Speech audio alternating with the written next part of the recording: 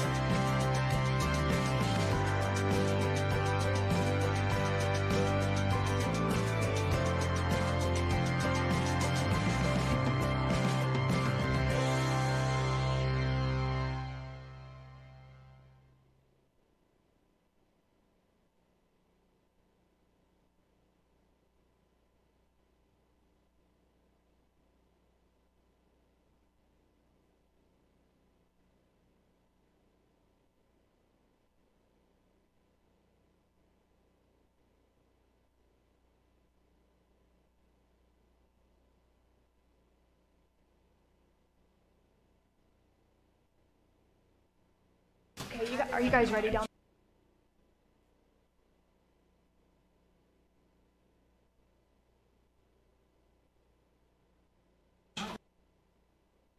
Okay, we'll call our agenda session to order. Board Member McClendon is out sick, unfortunately, so you're stuck with me. Yay! We don't do roll call, correct? No. Perfect. See, I don't know what I'm doing. You're doing a great job. Thank you so much. All right. All right, so tonight is only an agenda session. I don't think that we have any additional topics on our agenda for tonight. All right, well, on Thursday's agenda, we will have Dr. Hildreth, principal of East Hamilton Middle School, giving the flag and meditation. And then we'll have a presentation by Shannon Moody on Future Ready 2023. And going into the consent agenda, does anyone have anything on the consent agenda they want to go over?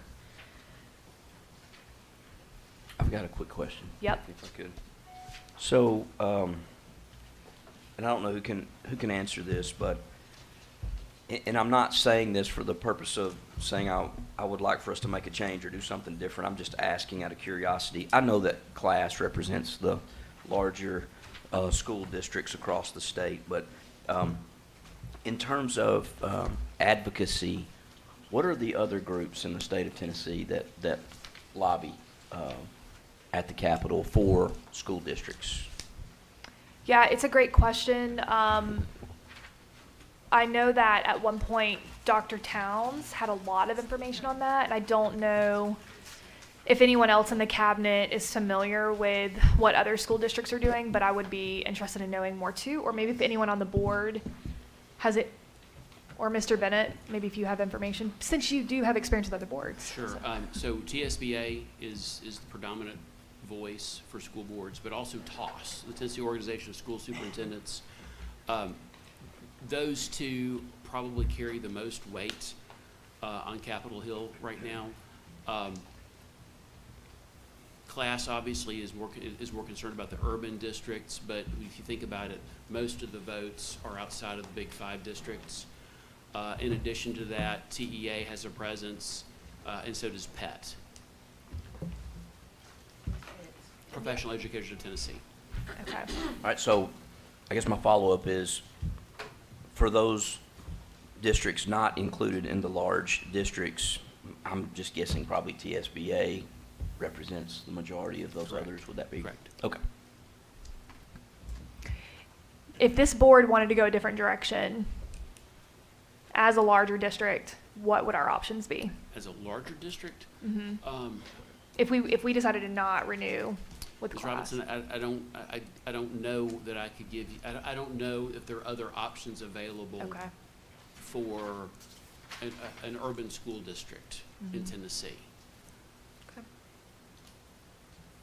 There may be some. I simply don't know. I can ask around, but I think really what I just described covers the waterfront. Yeah. So, Mr. Perez. So I guess the greater question, and thank you, Joe, for asking, is what has been the, I'm trying to phrase this correctly, but what has been the tangible value, and Tiffany, I think you're a class representative, is that correct? I'm not right now, but Jenny is Okay. currently, but I could probably answer. But like, what's been the tangible value? And I'll express my concern. You know, I sometimes do feel that in a lot of the discussions, kind of the separation of what the state is doing and what the school boards are wanting, it doesn't seem that the conversation is flowing as smoothly as one would hope. And if you're paying a group to help you establish that conversation, I think I would expect more results, but maybe I'm missing something in that conversation. As it relates to whatever we're lobbying for, you know, whatever it is that we consider is a priority of our district because of its size versus, as Joe said, like, we're already part of TSBA. I don't know that we're part of the lobbying. I'm not sure how that works. But we're already part of TSBA. do we also need to be part of class and pay extra if I mean, if someone comes and tells me, oh yeah, no, we got A, B, C, and D means of that relationship, then I'm all for it, but, you know, we're just paying people to pay them, I don't see the value in that. But I don't know, so I'm not actually making a statement of fact, I'm just, when I was reading through that, that's just my curiosity, is there something tangible there that's valuable? I've got some comments for that. Mrs. Jones, you'll go next. So I'm gonna use Scott on this, but from my understanding, when I came onto the board, class was used to support the larger districts because of a lot of the things that went on statewide, like with the BEP, some other things.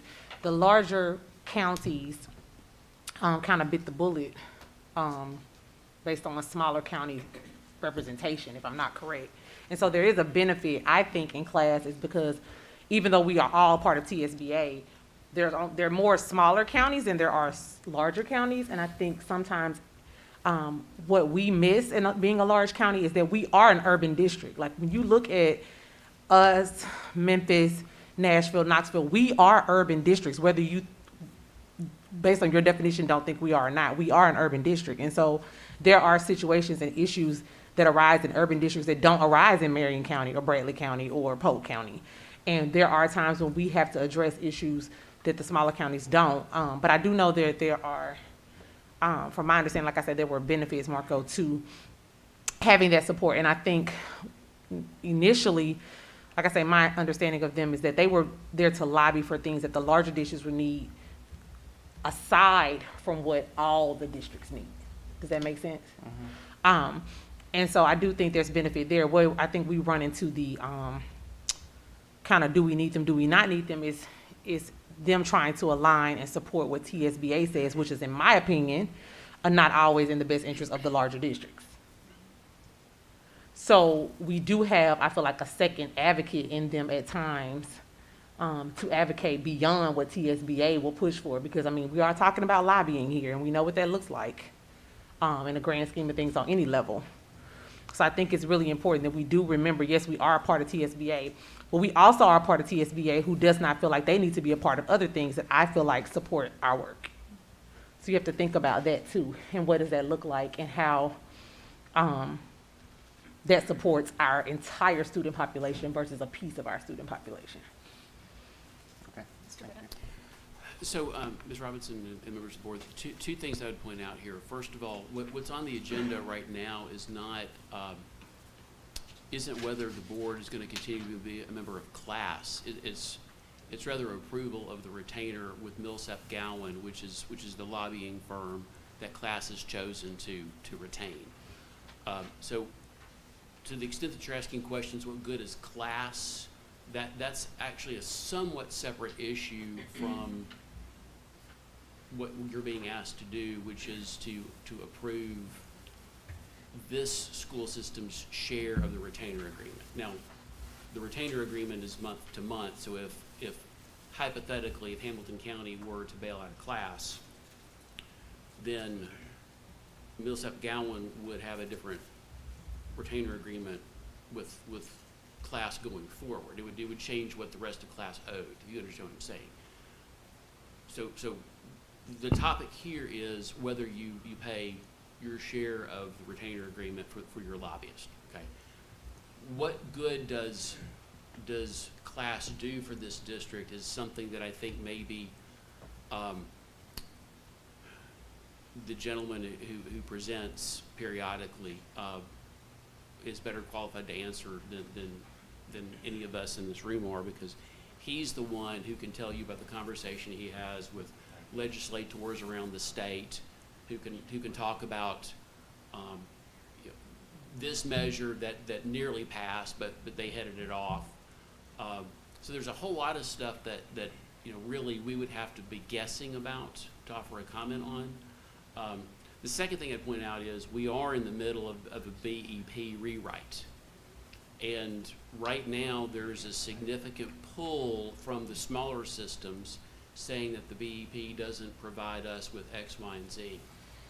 And unless the state's gonna put more money into the BUP, then that money that the small systems are pulling from has to come from somewhere. So I say that to say, this may not be the best year to talk about reducing funding for lobbying efforts. But again, that's really something that I think Robert Gowan is more qualified to address than I am. Okay, Mr. Smith? So I see we're paying them $37.5, is that correct? Okay. So how is that fee based? Is it based on the size of the district or? I think they're just taking the retainer divided by 4 for the 4 districts. Okay.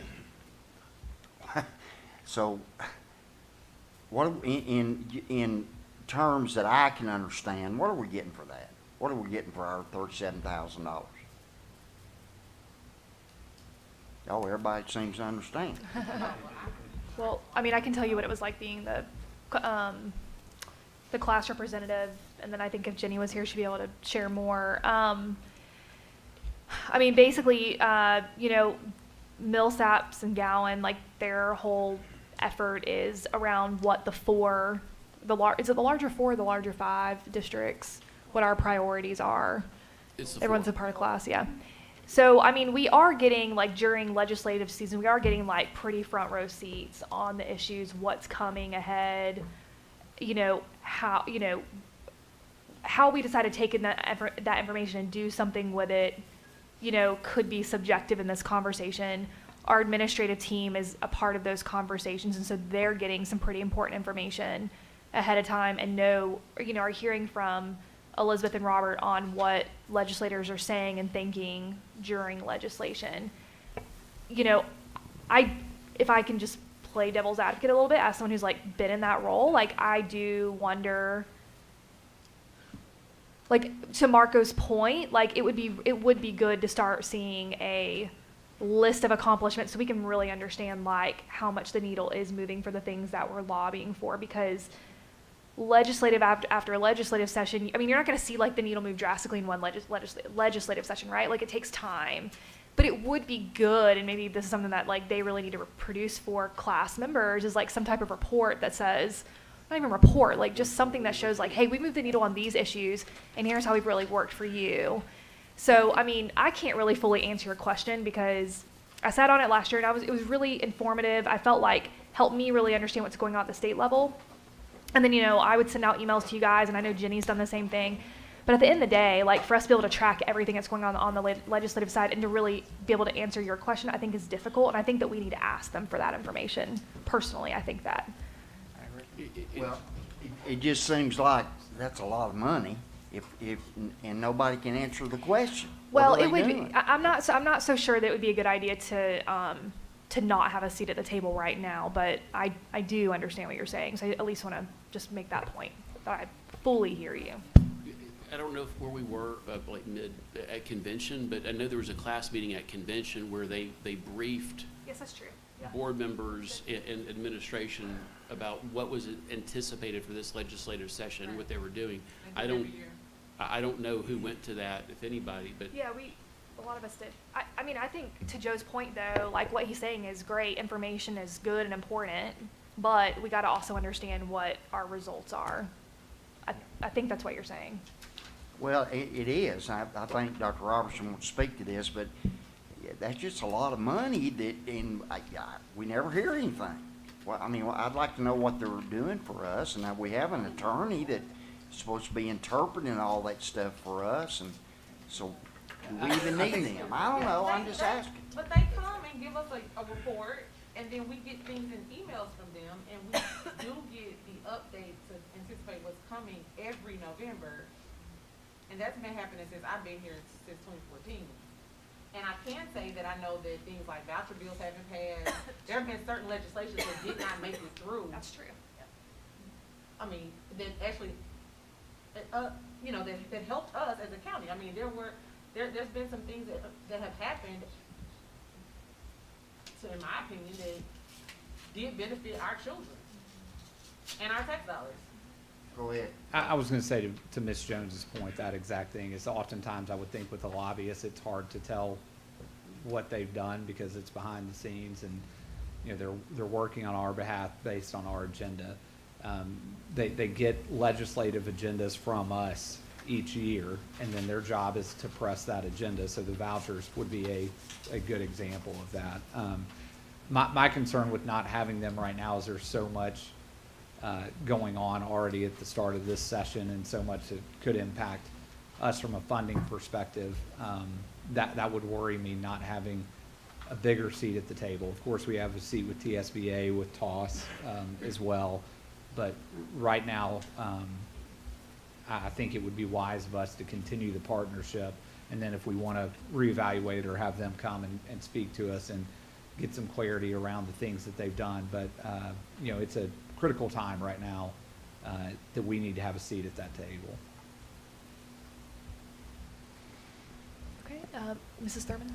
Okay, you're talking about vouchers, and I know that Governor Lee is looking at funding the schools on a per pupil basis. Okay, so how do we know how class is going to intervene on our behalf if they really don't know where we stand on those kinds of things? At what point do we tell them exactly what we want to do? Is it the administration that does that? Because I don't. We talked about that. We did. Okay. Yeah, they had us all join in for a discussion at convention. So all of the class members gave individual feedback, and you know, I would say the board members that were there from each county like were pretty aligned in what they were saying. So they did have a period for that, but I think since you weren't there, maybe we could email. Majority, since they just go by majority rule, is that the way they decide what they're going to do? I just wondered, because some of the things they do, might not agree with myself, but I don't know exactly how they go about knowing what they're going to lobby for, I guess. Well, I would assume that they have our I always looked at them as a group that would intervene on our behalf with the money, with the BEP. And I know that's the main thing, the reason that it got started. And I'm not real sure if I agree with everything that they're doing on all these other little, because I don't really know exactly what all they're lobbying for, I guess. And how they come about that. I mean, do they just talk to the people that we elect to be our class representative to tell them how they feel? Or, I mean, because we don't take a vote on that, I don't. So at convention, typically, the majority of everybody's boards are present. I will say we probably are one of the few boards that do not have the bulk of our board present in class. But they talk to us there, and they talk to us about what's coming down the pipeline, what Ben has shared with them, Ben Torres has shared with them what's coming down the pipeline. And then we talk about the differing, the different opinions we may have and the similar opinions that we may have. And I think they do probably, just as we do on the board, we don't vote, like raise our hands, but I think they take a general consensus of the discussion and know that that's what they're going to advocate for. That is one value that I find in going to convention, is that even though they get the weirdest, smallest, little craziest rooms to meet us in, we are able to get there and to hear what's going on and what's going to be coming down the pipeline. And a lot of it aligns with what we actually vote on as delegates in TSBA for that upcoming year. Like I remember when they were talking about changing the standardized test to align with the ACT. Well, that was something that was a legislative piece that was coming down. That was something we talked about in class. And then that was something that we literally voted on as delegates in the convention. And so I think there is, I think that's the time they do that. But also when they come down and talk to us about it, then, you know, a lot of times they present to us and nobody really has anything to say to them back. But I mean, that's an opportunity at that point, I believe, from my understanding, that we're able to communicate that as well. And then they always tell us, Elizabeth and Robert, that they're available to answer any calls or respond to any emails that we may have about concerns that may be a part of that process. Jenny probably has, I have it at home in my convention bag, but I mean, we all have it if we were there, that what they presented with us. Jenny probably has that, and I mean, I guess if we want her to present what that looks like, that Well, I'm just talking about things like that just came up about this with the governor. I mean, this has just been announced this. I mean, how do they know how we feel about that? I don't know that, Well, they had an input session specifically on that topic, and I think you were there. And so we have weekly meetings with class Okay. and with them, and then they'll bring up as issues arise, they'll present them, and then they'll ask for feedback. So, you know, several administration and then our representative was on that. So we are able to constantly, as new things come up that weren't planned in our original plan, we give them feedback as things go. So they give us an opportunity to weigh in on that. Okay, all right. And Mary Ellen, even though our class representative and you all join that call, really any board member can join that call, right, each week? Okay. So when they discuss that next, whenever you see it come across your inbox, could you maybe forward it out to the board, and that way anyone that wants to give their input on that topic, we can do so. Okay, that would be great. Okay. Any more discussion on this item? No? All right. Is there anything else under? I want Mr. to go Perez? back, actually, because I Absolutely. realized that it got skipped on, anyways, I want to go back. You're doing a great job. Trust You're me. great. I appreciate it. Zero feelings hurt. Architectural contract for Tyner. I just, so I was reading through that. Obviously, it's a very significant expense because it's a very big project, which I'm glad and I'm thankful, and it's about time and all that. I just, I'm sorry, where are you? I'm going back to Chief Financial Officer, bids, contracts, board agenda, so Oh, you're talking about, 71A. Yeah. yeah, okay, I just couldn't. Sorry. Thank you, Chris. But can you walk me through the process of selection of this particular architecture firm? So, way it's selected, they submit bids, and then we work with county government to go through it and narrow it down. Ultimately, superintendent and the mayor Okay. approve a final architect. So, because normally when we have bids or contracts, we get the little memo that says, based on the bid, and I was missing that here, but that's because that happens at the county That's right. mayor's office. Yeah, So we this have- is, So we sit on there, like, so I sit on Perfect. the board. Yeah. A representative from, I sit on the committee, and a representative from District 5 also sit on that committee, and Yeah. the Hamilton County government head. And you also have community representative. Yeah, that's what I said, I Yeah. have a community representative on there with me, and perfect. I just wanted to make sure that, You'll get your chance in 100 years, maybe. in 100 years when we build on the, Because you have nice new. hey, I'm working on my health. I'll be here in 100 years. So no, that's perfect. Before I voted, I wanted to make sure that I understood the process, so I appreciate that. So we're clear, Mr. Perez, that's part, but that's because we have a local private act, we have a local commission resolution.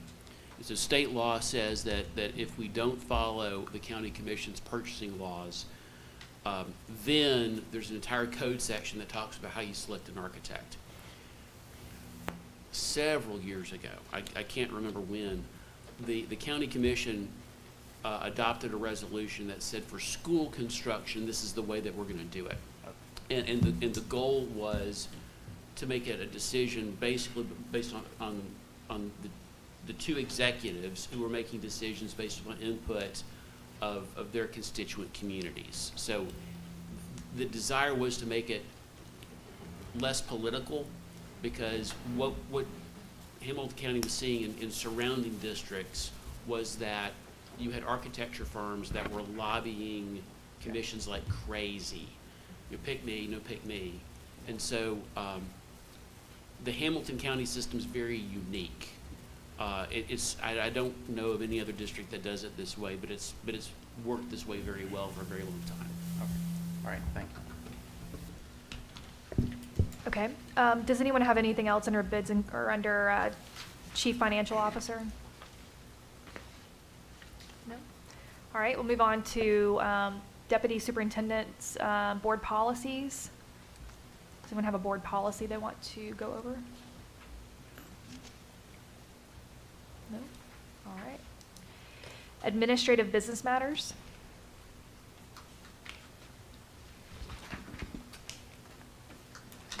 Ms. Robinson, can I Yes. just make sure that we understand Yes. first student? So the first student contract renewal, if you'll remember, it was initially a 3-year contract. So at the end of this year, it ends. There is an option for a 1-year renewal. That's what we're recommending here, is a one-year renewal for 22-23. Reason we're asking for it now is because if we don't want to renew, we need to put out an RFP and you know, get transportation set. We are recommending this one-year renewal, knowing that that is the end of the contract at the end of next year. And so this time next year, we'll be putting out a new RFP for transportation. Okay. May I ask? Yes. What is the increase? I know it was automatic increase. And can't I believe remember it's a what it was. 3% increase each year. We'll go back and confirm that, but off the top of my head, it's a 3% increase. That's correct. Hold on. There we go. Are they able to, I mean, right now, all across the country, hiring bus drivers is getting complicated for cost. Based on that 3% increase, are they, I mean, they have to take the hit if they have to pay more, right? And I'm obviously prefer they take the hit than us, but at the end of the day, I want our kids to be safe and have the right bus drivers. So what's kind of the sense you're getting from them or other private contracts that we have? Yeah, so, I mean, they're struggling, just to be flat out honest, they're struggling. They're typically maintaining about exactly what they need to fill routes. The issue with that is that when someone calls in sick, and they're having to pull a router or somebody like that. If you remember back to the November meeting, they've taken several steps to recruit bus drivers, increasing wages, giving some sign-on and retention bonuses. So they are being proactive, and it's in their contract. We're not paying for when they give a signing bonus or anything like that. So they are taking steps to improve their recruitment and retention of bus drivers. We have in the contract, I believe that it's up to 5% of routes that we can pull. And what that means is over the last couple of years, we have agreed with them to take additional routes and move those to contracted bus drivers. Our contracted bus drivers are doing a better job of making sure that routes are covered. And so, you know, that's something for us to consider as we go into an RFP process of what is that sweet spot of the number of routes that we want a contractor to have, and what is the number that we think we can fill with independent contractors. And that conversation, if you remember, 3-4 years ago, we started that conversation, and we have slowly kind of increased the number of contracted drivers routes. And Mr. Perez, if I could interject, there is a provision in the contract where if costs have gone up to the point that they can't fulfill the terms of the contract, there is a mechanism for us to renegotiate. So like if there's a labor shortage where they can't fill the seats, there's a mechanism for them to say, hey, we have a problem, and we have agreed to meet and renegotiate in good faith. There are also escalation costs built in to basically just supplies and materials. So yes, it's true that this is a contract that we're with a fixed price, but at the end of the day, you still want to get your kids to school I want safely. our kids the safest. Exactly. Yeah. And that goes to a point we'll meet later when we're also talking about other salary increases, which is, again, when we entered and received ESSER funds, I and others, I'm sure, and all of you, made the comment, we don't know what we don't know, and now we know one thing. We know that a result of a lot of this fallout of COVID and others has been the difficulty in hiring long-term staff. And so, and I've been running through this in my head, because once you raise salaries, right? But at the same time, if we can't hire people, if we can't compete against local grocery store because they're paying $2-3 more an hour than we are, and providing benefits and you know, certain other opportunities, then we have to dig into whether it's ESSER funds or something to help cover us for the next 2 or 3 years. And then hopefully, you know, our lobbyists can convince the state to increase funding. So anyways, all of that to say, like, to me, it all comes together to the same thing. Like, we're dealing with this, that nobody anticipated, this loss of labor at the levels that we're dealing with. And I just want to know that we are prepared as a board to do what we need to do to meet those goals, even if it means renegotiating contract for the sake of a bus company so that our kids are safe always, so. And I meant to say this when we were talking about that increase. First Student's been a good partner. If you remember, right at the beginning of the pandemic, when we were worried about funding before ESSER dollars came in, they agreed to cut their increase by half. So for the 2021 school year, we cut from 3% back to 1.5%. And then also they took on some additional duties in terms of sanitizing their buses. And so they've been a really good partner. Mrs. Thurman? Yeah, just one thing, and I don't want to get into this now because I don't want to be here till midnight. But at some point, I want to talk to you about how we choose, if we bring on more contractors, how those are chosen. I think that needs a little work, a little clarification. Thank you. Just a quick question about that, in regards to contractors. Is there a decent, like, contractor pool right now? Like, I know that there's a shortage in, like, for First Student, if I find drivers, are we finding that there's a good number of contractors that own their own buses? We've had some They die are. this year. It's terrible.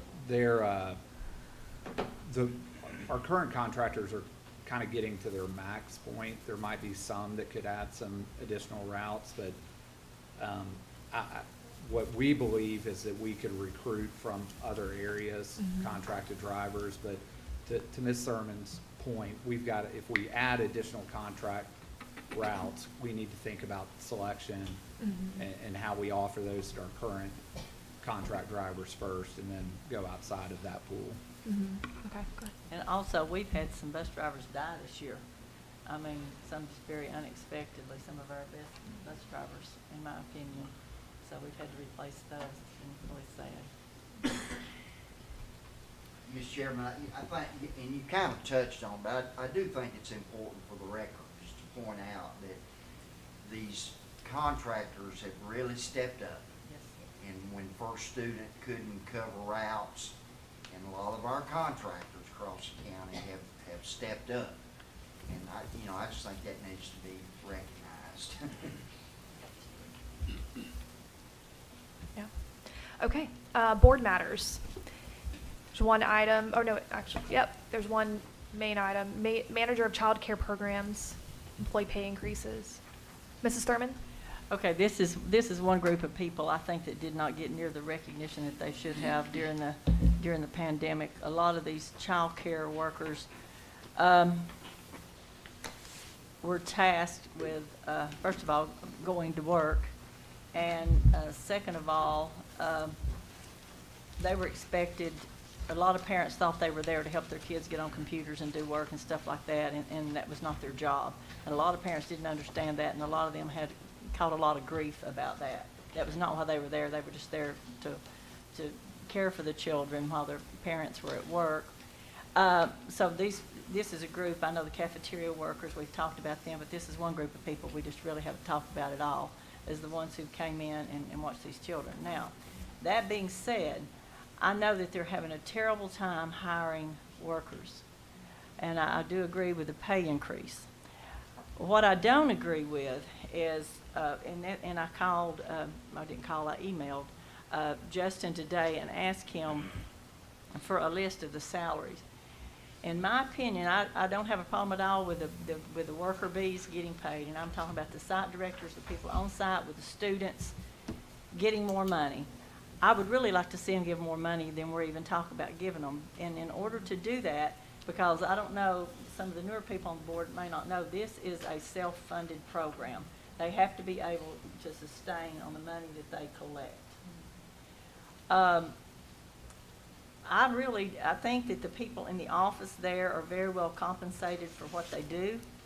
I think maybe they're one short right now. I don't know if they can do without this person for a while until this program can get back up on its feet. At one time, I know childcare was getting hundreds of thousands of dollars back into the school, if I'm not mistaken. And a lot of people didn't understand that, and that went right back into our general budget. And right now, they're just very struggling a lot. I really hate to go up on the daily prices because some people are already struggling to pay that.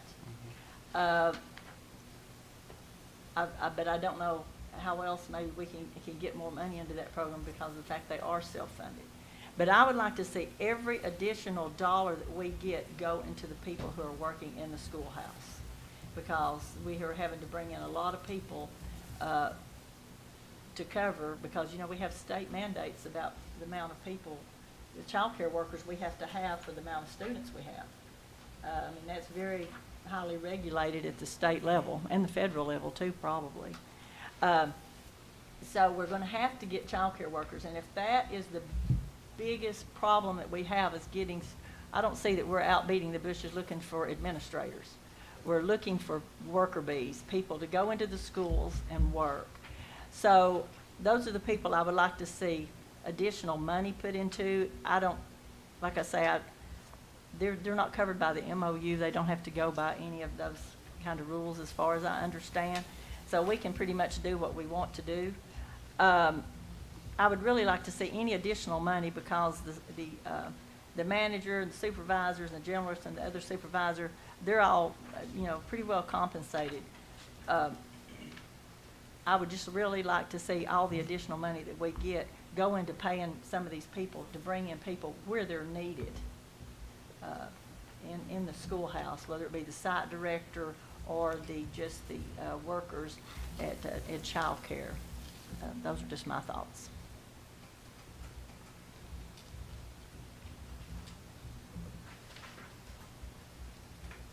Just from my understanding, is there, and I apologize for my ignorance here, but is there a reason why this has to be self-funded?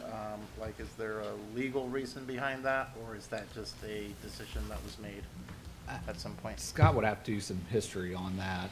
I think it was self-funded.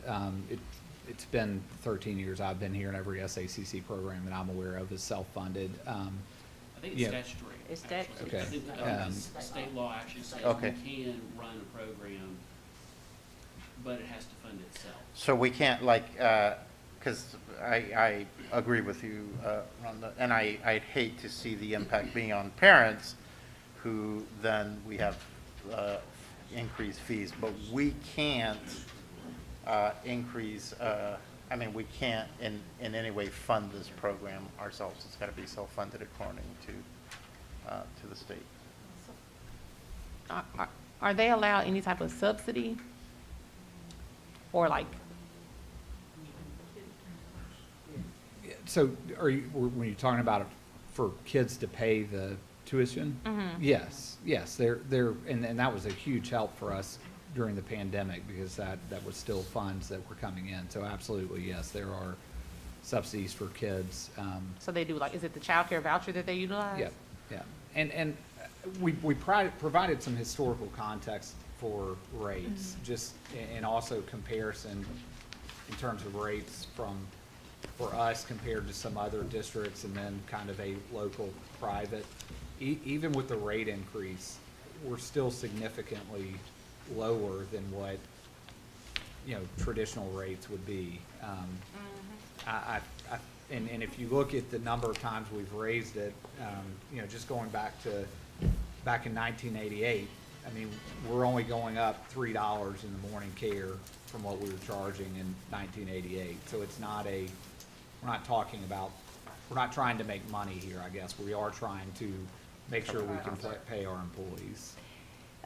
Is it, I mean, since it's a separate program, which I guess technically makes it like a private program, I mean, can it create different rates per schools, like based on like highest need? I'm sure that we could. I think the bookkeeping end of that would be significantly more complex than just having a single rate.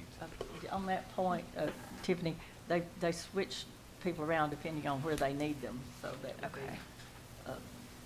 probably a nightmare for somebody to keep track of. Okay, I gotcha.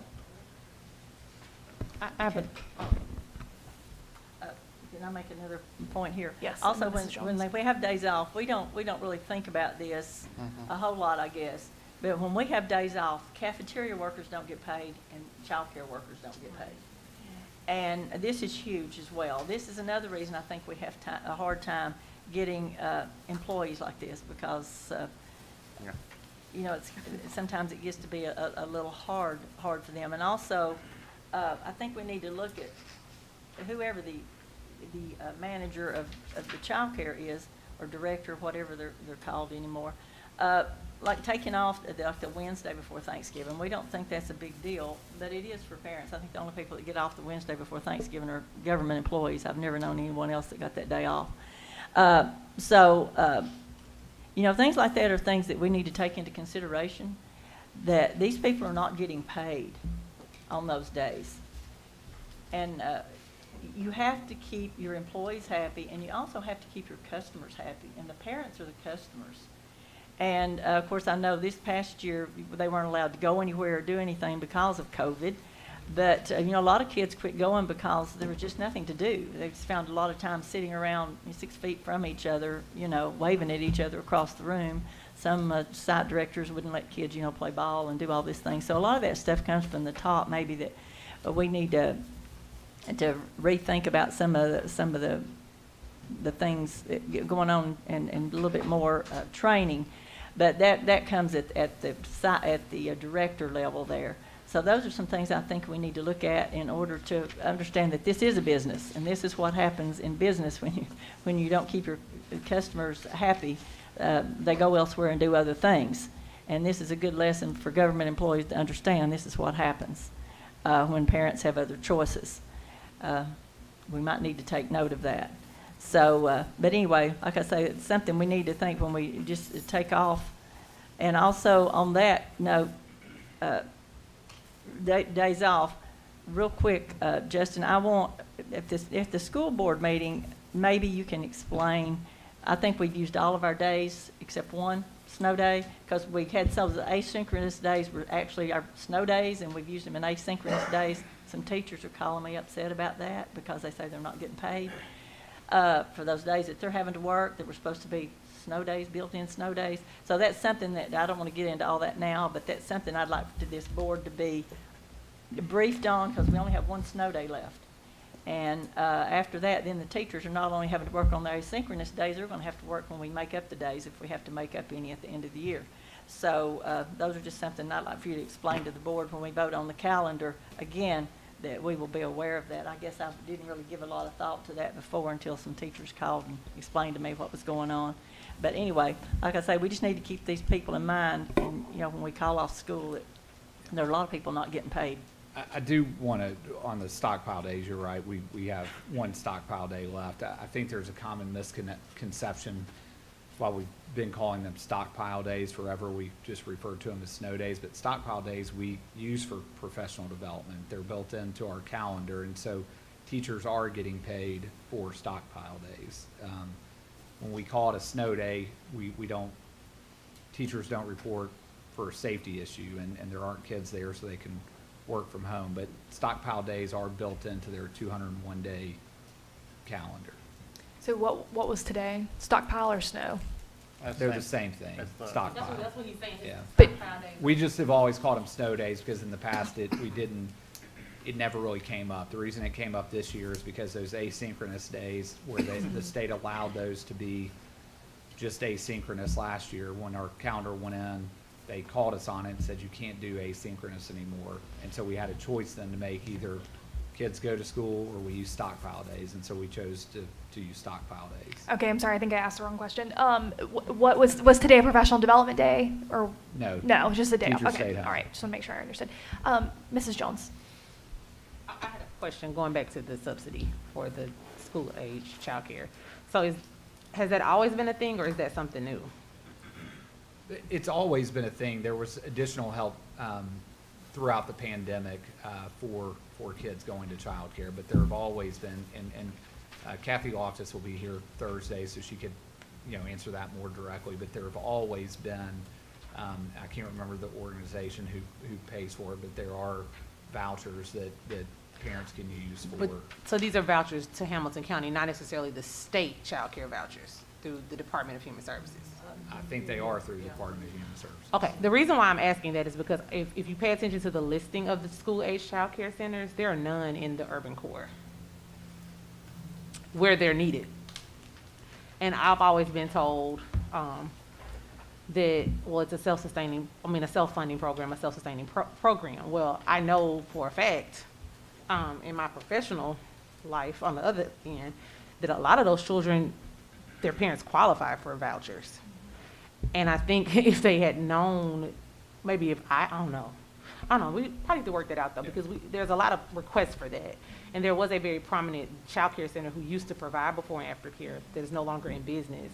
And there is a great deficit for that. And I think, honestly, that may help, I don't know, just maybe this is me being anticipatory, but may help with some of the truancy, the tardiness, those kind of issues with students in those schools if their parents are able to take advantage of that.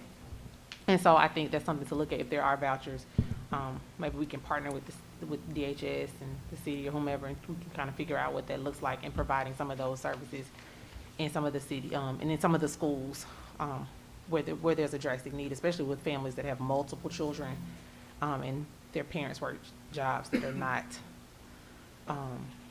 pretty much mirroring probably some of the other parents that are not able to really allow for them to not be, like what Rhonda says, not to be at work. So I think that's something to look at if that is an option. Mr. Bennett? Sure. So the statute in question reads that a local board of education has the authority, there are three things here, to establish and operate before and after school child care programs in connection with any school before or after the regular school day and while school is not in session. State Basic Education Program, or BEP funds, and any required local matching funds cannot be used in connection with the operation of a before or after school care program. Let me read that again. State BEP funds and any required local matching funds cannot be used in connection with the operation of a before or after school care program. The board may charge a fee of any child attending a before or after school care program. So those are the three statutory laws that you've got to think about when you're operating this. Does it mean you have to charge a fee? And I would have to check to see if there are any AG opinions interpreting this. But it doesn't mean that you couldn't have a graduated fee based upon ability to pay. I think they do. I think teachers get a discount. I think if you have one student, you get part off of the second student, and then it's a part off of the third student. They do have a scale. I'm actually talking about something even possibly bigger than that. But subject to the overall rule that you can't use BEP funds and you can't use required matching funds. This is probably a bigger conversation than we can have right now, but there's probably a mechanism for the state, for the board to maybe explore some additional ways to think about how you fund this. But again, that's probably not a conversation to have right now. But I'll be happy to take a look at some state board rules. But any other year it's been fine. We haven't had any trouble just until the last few years. There's been a lot of changes that come about in our child care here, but the pandemic certainly didn't help being out of school, and they weren't able to operate, and they weren't able to do things in the summer where they make a lot of money going on trips and things, and they just weren't able to do that. And I can understand that. Still getting the people there is the big issue. And Justin, and we talked about the raise. Is there any way we can give the worker bees more money and without giving it to the administration in there and maybe giving them a little more money, maybe give another $1 the hour? I don't know how much money we're looking at here. I mean, I think what is an option is, you're right, at the end of most years in SACC, we have surplus. What traditionally has happened is that's just rolled over into our rainy day fund. What the option could be is at the end of the fiscal year, if there's excess funds, then, you know, we provide that as a one-time bonus back to Well, that's fine, but that still doesn't help get people in the door to go to work. I mean, they don't want to wait till the end of the year to get a bonus.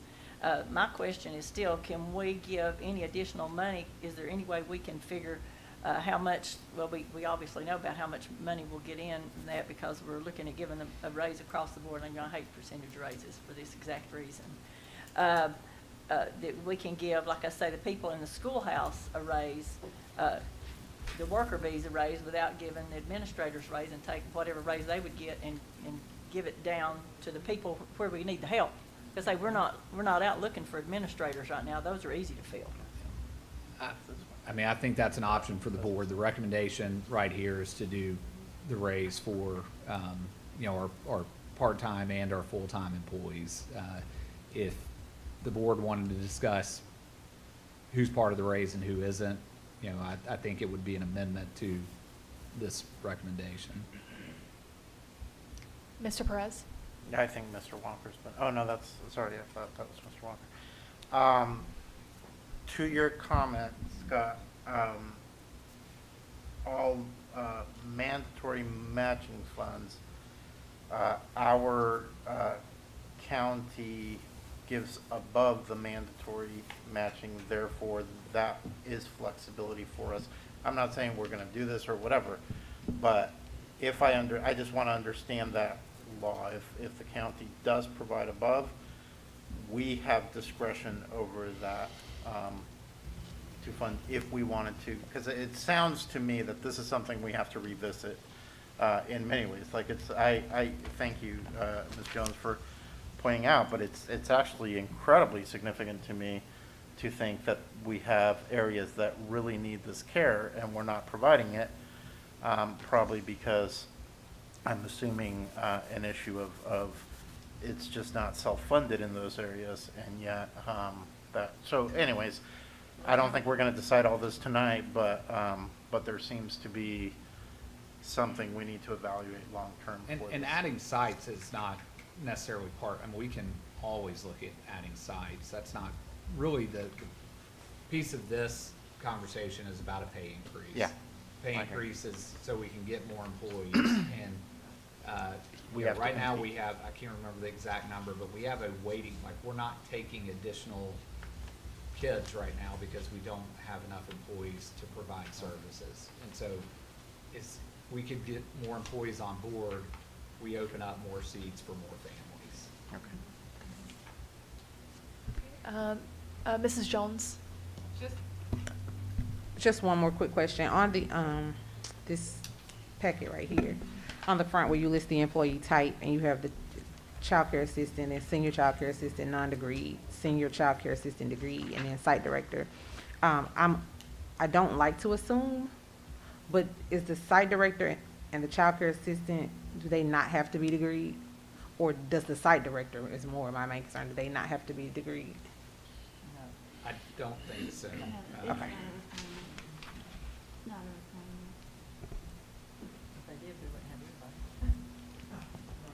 It's No, not. I was just required. asking kind of how to, you know, in hiring, I mean, I would think if, I don't know, that's a whole nother conversation, but I was just thinking hiring, if I was a degree professional, I mean, You want to make a? I'd like to be the site director versus the senior childcare assistant, but I mean, it's not my choice. But I just was asking the question because I didn't see it in the parentheses. So just for clarity, I mean, you know, just so I would know is why I was asking. Okay. Okay, Mr. Walker. Thank you. Two questions. One, what would be a number of kind of average hours that the hourly employees work? And number two, everybody on this list is self-funded through all the way up to that top line? Okay. Yeah, just number of hours that maybe these hourly employees are putting in. You're going to get a pretty wide range. You're going to get some college-age kids that can only work the afternoons that'll come in and work 10 to 15 hours a week. You're gonna get some that work more than that. We can pull a breakdown of kind of the number of hours each employee's worked and That's okay. provide that. The range is fine, just trying to figure that out, what, maybe 20 hours? Yeah, they would be 20 hours or less, and they're flexible again with college kids' schedules. Some may only work 2 days a week, so, you know, whenever they can work that in. Thank you. Yes. Just as a point of clarification, this is a new memo. This is not what is on the agenda right now, because this actually has a date, an effective date. So I just wanted to bring that to your attention. You have a copy of it, and I will be updating that since we've discussed it tonight, so I'll be updating that on the Yeah. agenda. Yeah, I don't know if everybody noticed, this is retroactive back to January the 1st, so if we are going to vote on this, like I say, I don't know, on Thursday, because I would really like to see what the numbers would look like if we could give a little bit more money, because just to get people in to work, we can always revisit it later, but like I say, in business, you have to look at where your biggest need is, just to keep your doors open. And right now, like I say, administration is not where our biggest need is, and I think it's something that the board needs to consider. Okay. I did want to add in a thought. So since they're, like, correct me if I'm wrong, since they're separately funded, every time we've given a raise over the last 5 years that I've been on this board, it's from the general budget, staff, teachers, et cetera. It's not hit these staff members, including administration, correct? So Okay. they're on a separate pay scale, and so Okay. they're not included with Okay. everyone else. So school nutrition and school-age childcare are Yeah. separate, so. Okay, so then when was the, because I think we did a 1% for this team, this bucket, at some point, but I can't remember when, well, actually, I think it's in here, isn't it? So, does anybody off the top of their head when we did that 1%? How long ago that was? It may have been this time last year or just before that. It's been Okay. within the last 18 months. All right, I'm just thinking about how, like, you know, we have given the other members of this organization a raise multiple times since I've been sitting in this seat.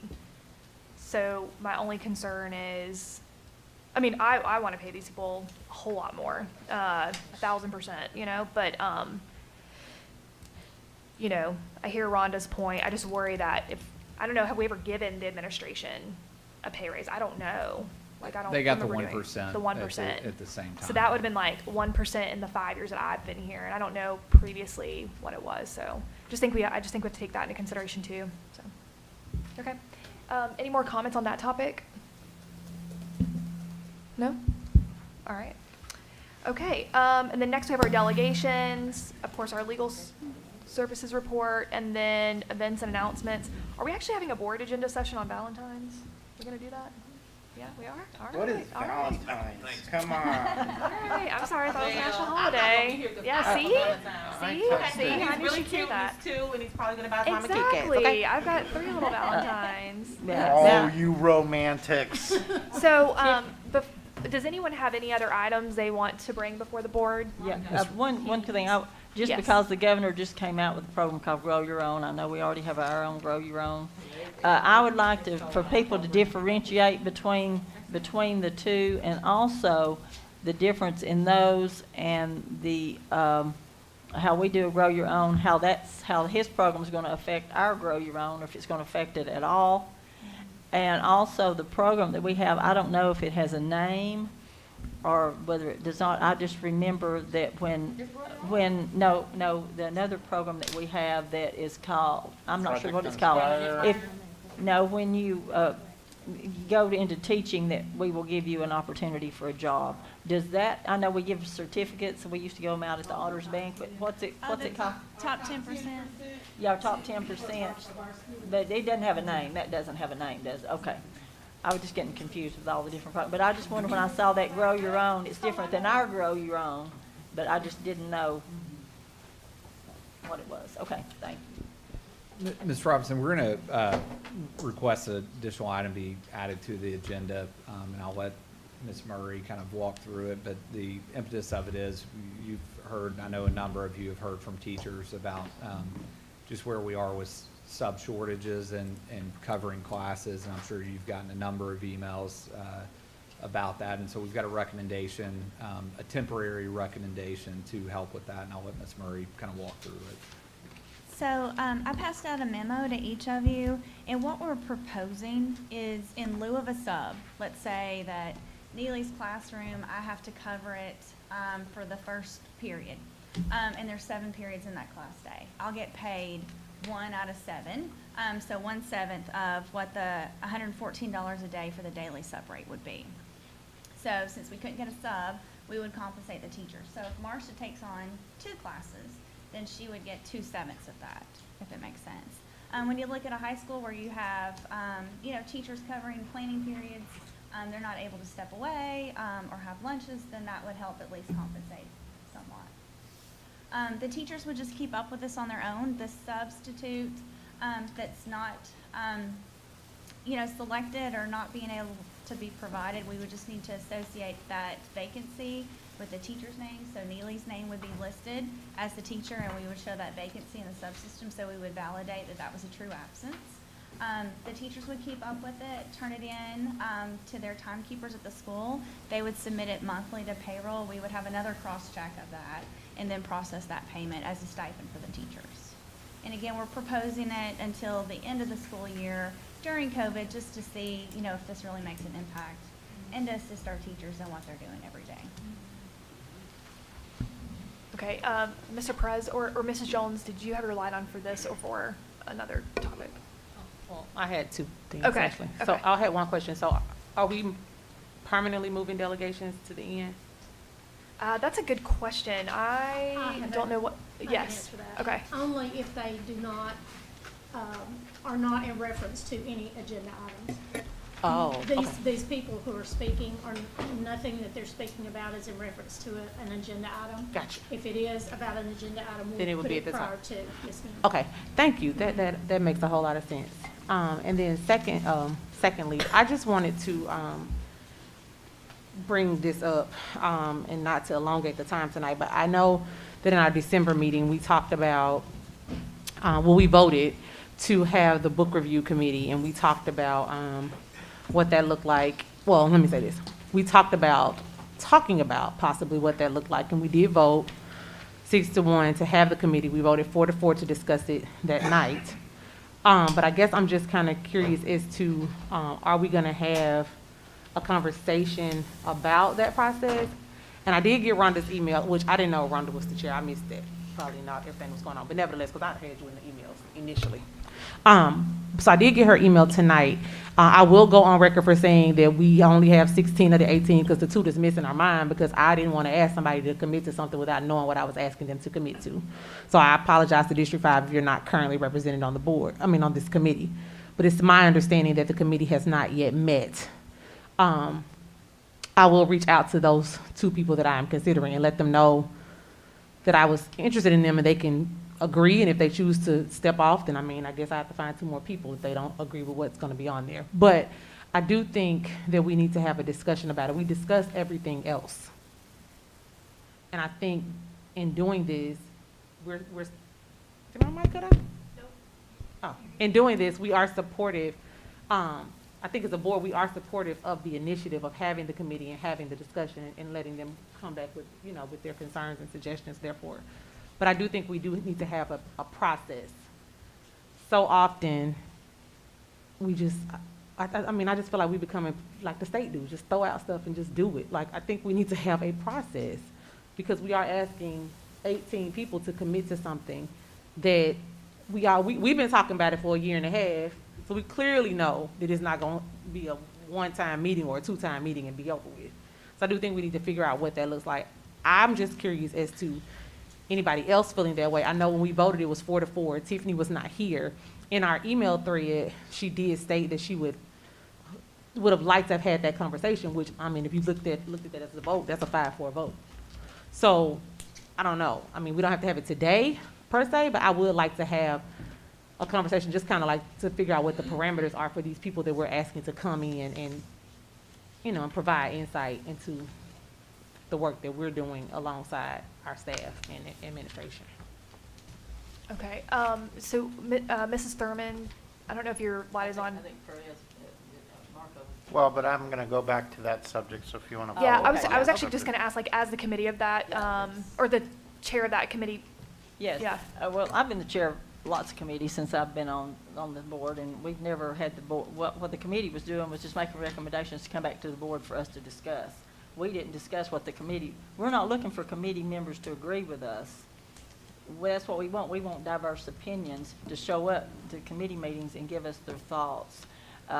Whether they get their thoughts from others, whether they go out into the community and bring those thoughts into the committee with them, that is really what I would like to see. But it's not, we're not going to discuss what we hope the outcome is so we can find committee members to agree with us. We just want to get it together to have a committee meeting to get diverse opinions from all different people about how they feel about things, and to make policy recommendations to the board, because right now we do not have a policy in place that is really laid out about how books are chosen, or they're certainly not uniform across the district, and that's the main thing we're looking at. We want parents to be aware, like I say, to inform the community about what is going on. That's the main purpose of this committee, is to get input from the community.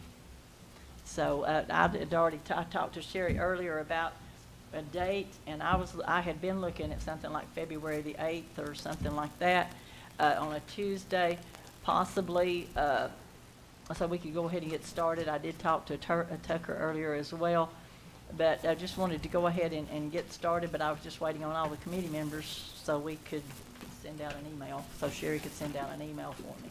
So if we can, as soon as we can get all those in, I'm looking at the possibility of the 8th. If a lot of people, we're just going to send it out and see if most people can be there. So then that may be the day that we choose to do it. I just don't know. We haven't had all the members together to find out. Thank you. So I have a question. Is the committee going to review books that are currently being read? Or Well, we're just going to give some books. I have a list of a lot that I've gotten even from other counties, of books that they have reviewed. And I'm just going to let, some parents, if they want to look at them, if they want to find out if certain books are in their libraries and their schools, that's the kind of thing we're going to be doing, just reviewing some of the books and seeing if they're going to, how we're going to set our policy. Are these the books we want that the school board thinks should be in the libraries, or whether they're not, or what parents think should be there. So we should be looking for community members that are willing to dig in and do work around Sure. Reading that's what I've books told. and understanding what content. Okay. Yeah, to read book summaries, not necessarily read books, but you don't have to read the entire book to be able to see whether you think that it's appropriate or not. Because I had a 102-year-old customer in the shop, and she reads a newspaper every day, and she came in just kidding me. She said, I hear you're into book banning. And she's 102. And she said, Rhonda, I read some of the things in those books, and they said age appropriate. She said, I'm 102, and some of this is not appropriate for me. So, it's just, like I said, I just want to get input from all different kinds of people, because a lot of parents just don't realize the kind of literature that's being made available to their children and things. And I just And think so- we just need to have a policy in place. And so since the committee is going to be policy driven, is someone from the administrative team also so that the policy can be decided upon, written, and kind of work through with the committee, or how will this work with the administrative team? Yeah, so if I remember correctly, there's a representative the superintendent names to be on the committee as well. And to Ms. Sermon's point, with any committee, there's going to be a recommendation that comes back that the board has to vote on, so the committee's not making No. any decision. Right. Okay. Mrs. Jones, if it's about this, let's. Oh, yeah, it's about. Okay, yeah. So I just want to say thank you, because that's just what I wanted to know. I wanted to know what you just said, so then I know what to tell the people that I was interested. I had one reach out to me, and then I had one that I was thinking of, but I needed to know those things right there. Clearly, I'm not all about a yes man, but I'm just saying, I just wanted to know, and I think we never got there, because it was a very elongated meeting that night, and we didn't know what was, we didn't know what was going on. Hey, James Walker, don't be interrupting me when I'm talking.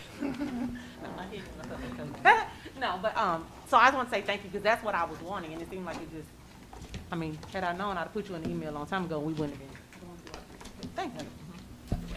Can I just jump into this, that? Yes. I'm sorry, Mark. Yep. Just real quick, because that's exactly what I want to say. We sat here and we looked at each other, and I think it was Neely that said, well, you know, some things are different on here. So I think that's what we all want as a community, to say, how do books get here? How do we get here as a whole? Because it was all different kinds of things. And that's what we wanted this committee to be. We were out to find out how it does get there and make the recommendations or findings back to us. And we would be the ones to change or setting policy if we needed to. So thank you. Thank you, Mark. Okay. I think you're jumping back to what? Okay, great. Go ahead. So I think it kind of got glossed over, and so I want to pull it back out because that's there's something you said there that to me, I'm trying to see the repercussions. So the comment was made, and teachers who don't even have time for lunch, and so in this lack of substitutes that we have across the district. And I'm saying this even for the public, as they know, we have a situation of classes having to be brought together because they don't have a substitute for a teacher. I know fourth grade classes sitting in second grade classrooms, you know, and so learning is not happening in the optimal way. Start there. Teachers, administrators, people in central office, people at the district level are running around the county trying to fill spaces. Again, not an optimal situation.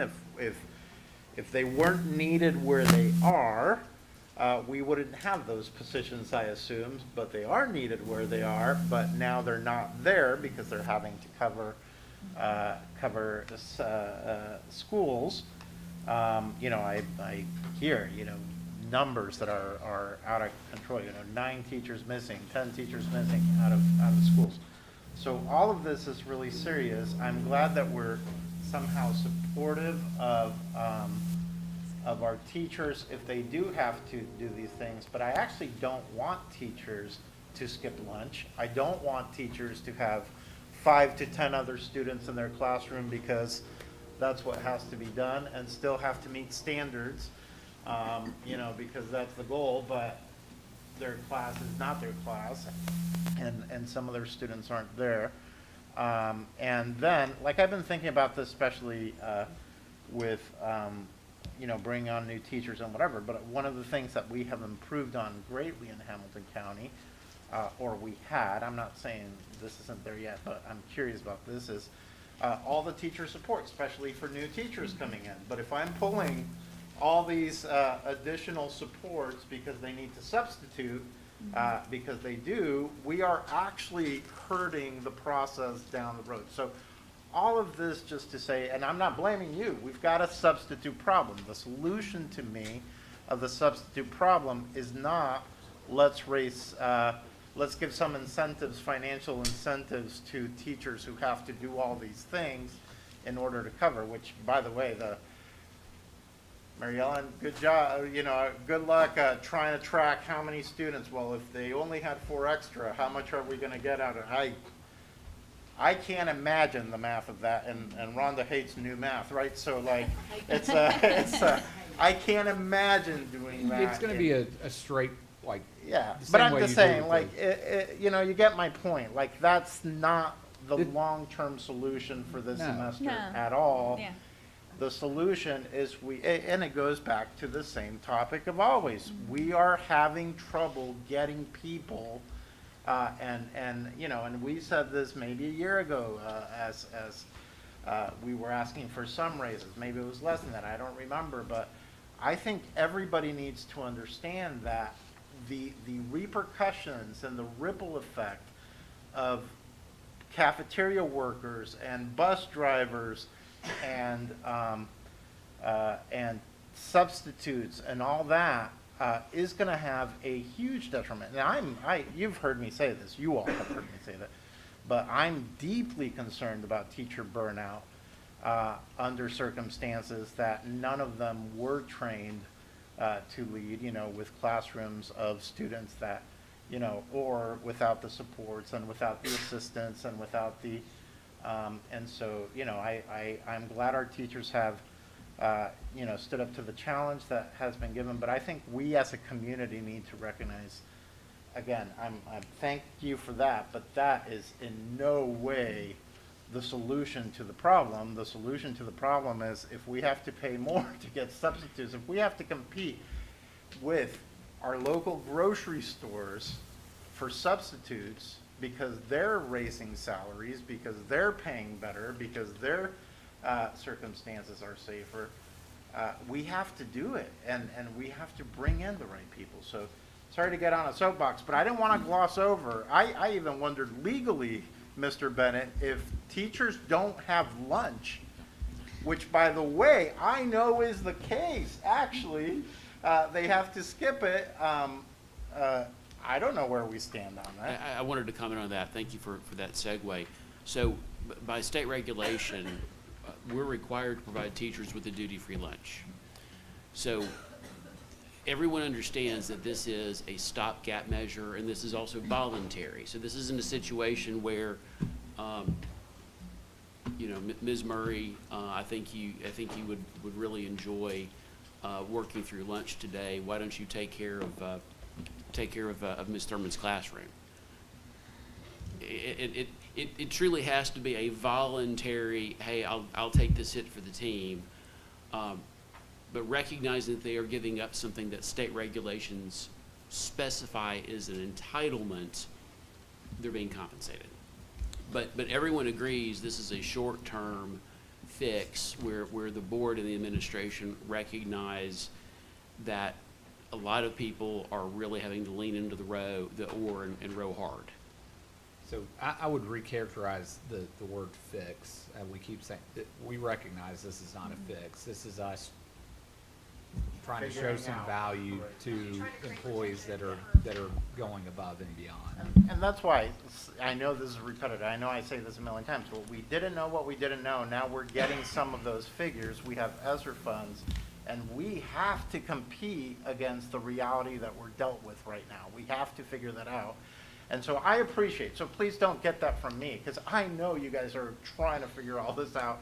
I appreciate you, but I think, and that's why I say part of this is for the public, but I think everybody needs to understand we are again, the ripple effect of some of these things is going to be huge if we don't find better solutions than, because I hear you, Mr. Bennett, it has to be voluntary. Boy, those teachers volunteer for a million things because somebody's got to, what are they going to do? Leave the students alone running around the classroom? Right, like, so they're going to volunteer because this is their community, this is their team, this is who they want to support.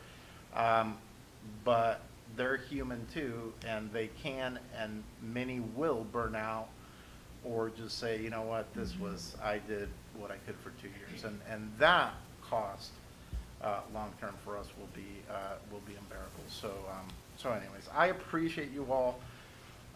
And, you know, I'm just saying whatever we have to do to compete in this market, we've got to figure that out. Yeah, and our administrators are working really hard to ensure our teachers can take a duty-free lunch, but we all know our teachers are servant leaders and they jump in and, you know, use their planning, you know, stay after school, whatever they need to do, they get it done because they care about our kids. And so we just want to do whatever we can at this particular difficult time that we continue to go through to reward them a little bit. And I appreciate that some of you jump in. I mean, I know you do when you drive to schools and sit in classes, and I mean, that's huge, and that shows great leadership. But again, that means we're pulling you from somewhere where you need to be to do the work that you need to do in order to achieve that, right?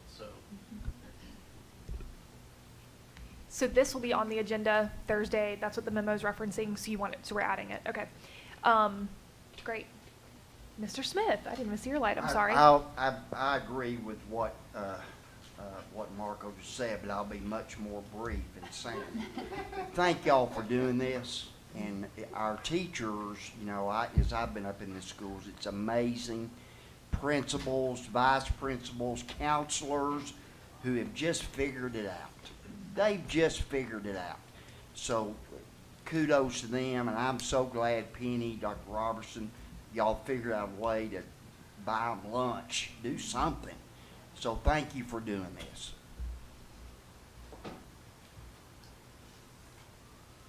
All right. Anything else? Okay, see you Thursday.